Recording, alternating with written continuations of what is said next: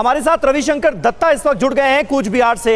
रवि, पहले ममता बनर्जी की रैली होनी है दोपहर 12 बजे और फिर 3 बजे प्रधानमंत्री मोदी की। इससे पहले हमने देखा है कि जब जब दो बड़े नेताओं की रैली हुई है तो प्रधानमंत्री नरेंद्र मोदी ने चुन चुन कर जवाब दिया है। तो क्या आज भी उम्मीद यही की जाए कि ममता बनर्जी की तरफ से जो कहा जाएगा उसका जवाब नरेंद्र मोदी की तरफ से दिया जाएगा 3 बजे? जी बिल्कुल ऐसा ही कुछ समझ सकते हैं। कूच बिहार में अभी जो माहौल है उसमें आज सुपर गुरुवार है और आप यहाँ पे देख सकते हैं लोग यहाँ पे बैठे हुए हैं और यहाँ पे स्लोगन लगा रहे हैं। तो सारे जो लोग हैं ये मोदी परिवार बांग्ला में लिखा हुआ है, मैं परिवार हूँ। क्या होगा इस बार यहाँ पे नीतीश जी का बहुत बुरा रिलीज देगा। क्या होगा यहाँ पे इस बार?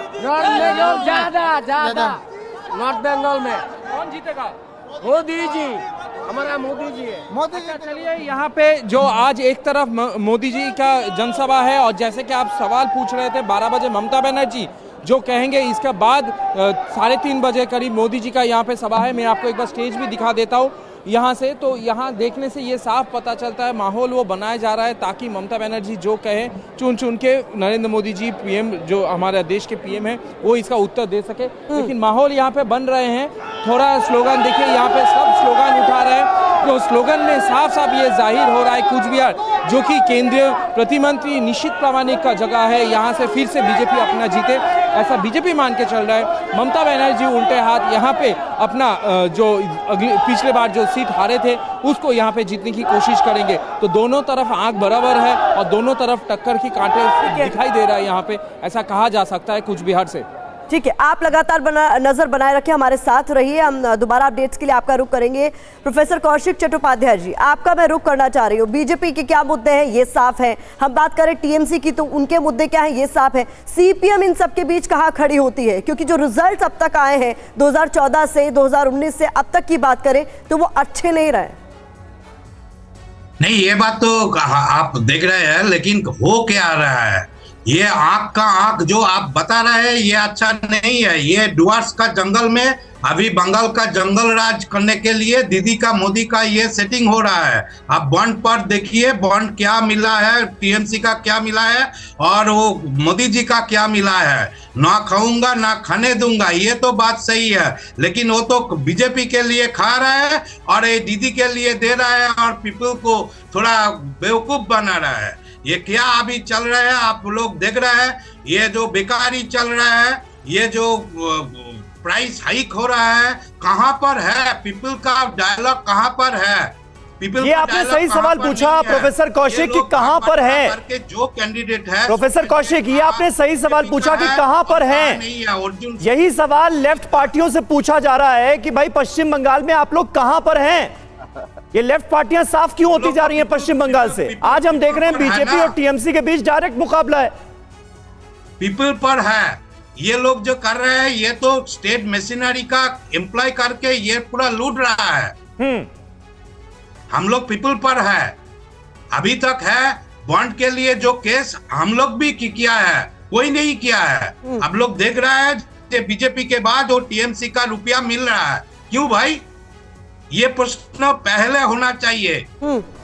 और ये जो चल रहा है सुंदरबन से दार्जिलिंग पर, ठीक है, ये जंगल राज चल रहा है। अभी डुअर्स में इंडिया अलायंस का हिस्सा होते हुए भी ममता बनर्जी ने समीर जी को मिलाकर ये तय किया कि पश्चिम बंगाल में वो अकेले चुनाव लड़ेंगी। और यहाँ पर हम देख रहे हैं जो इंडिया अलायंस के साथी हैं वो कुल मिलाकर घेरेबंदी कर रहे हैं इलेक्टोरल बॉन्ड के मुद्दे पर और तमाम अलग अलग मुद्दों पर। नहीं, तमाम समीर जी इंडिया जोड़ में जो होगा वो ममता बनर्जी जाने के बाद हम लोग समझ गया था। ठीक है समीर जी। नहीं, मुझे लगता है कि देखिए भले ये इंडिया गठबंधन में हो, ममता बनर्जी को देखिए कहती है मैं इंडिया गठबंधन में हूँ, कांग्रेस को 2 सीटें भी नहीं छोड़ी।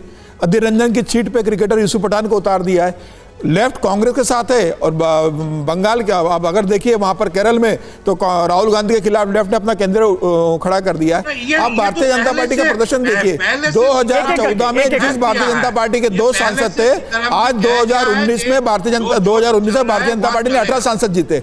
आप देखिए भारतीय जनता पार्टी ने 2021 के विधानसभा चुनाव में 377 सीटों पर चली गई है।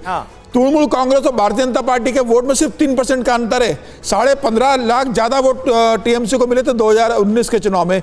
भारतीय जनता पार्टी इस बार बंगाल के अंदर सबसे बड़ी पार्टी बनने जा रही है। और संदेश खाली की जो घटना घटी और जिस तरीके से ममता बनर्जी का करप्शन का रिकॉर्ड रहा है, मंत्रियों के घर से करोड़ों रुपए नगद निकले, यह तय मानीजिए इस बार भारतीय जनता पार्टी बंगाल में सबसे ज्यादा सीटें 25 से ज्यादा सीटें स्थिति में जा रही है। और जल्दी से स्वयं प्रकाश पुरोहित 15 सीटों पर एक जवाब दीजिए। आकलन ये बहुत सारे पॉलिटिकल पंडित इस बार लगा रहे हैं कि सबसे बड़ी पार्टी बीजेपी बन सकती है इस बार। क्या आकलन है आप लोगों का? और इंडिया गठबंधन बना, इंडिया गठबंधन का तो मजाक उड़ता हुआ नजर आ रहा है पश्चिम बंगाल में। ये कैसा गठबंधन धर्म आप लोग निभा रहे हैं कि एक दूसरे के खिलाफ ही लड़ रहे हैं?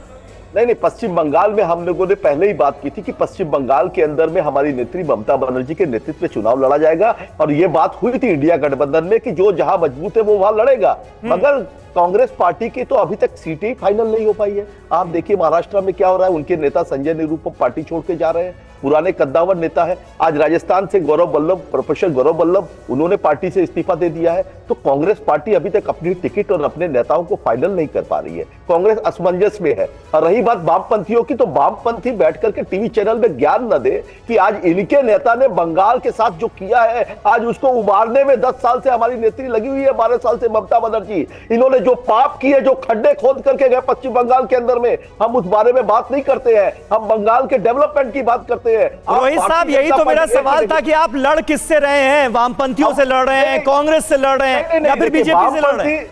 वामपंथी तो देखिए भारतीय जनता पार्टी के एजेंट है। रही बात पश्चिम बंगाल में, कांग्रेस पार्टी है नहीं, कांग्रेस पार्टी नहीं है। अधीर रंजन चौधरी कांग्रेस है। अधीर रंजन चौधरी अपने आप को इतने बड़े नेता मानते हैं, मगर पश्चिम बंगाल का एक भी मुद्दा ना, ये जो बकाया पैसा है इसकी मांग तो कांग्रेस को भी करनी चाहिए और वामपंथियों को भी करनी चाहिए, और मैं बोलूंगा भारतीय जनता पार्टी को भी करनी चाहिए।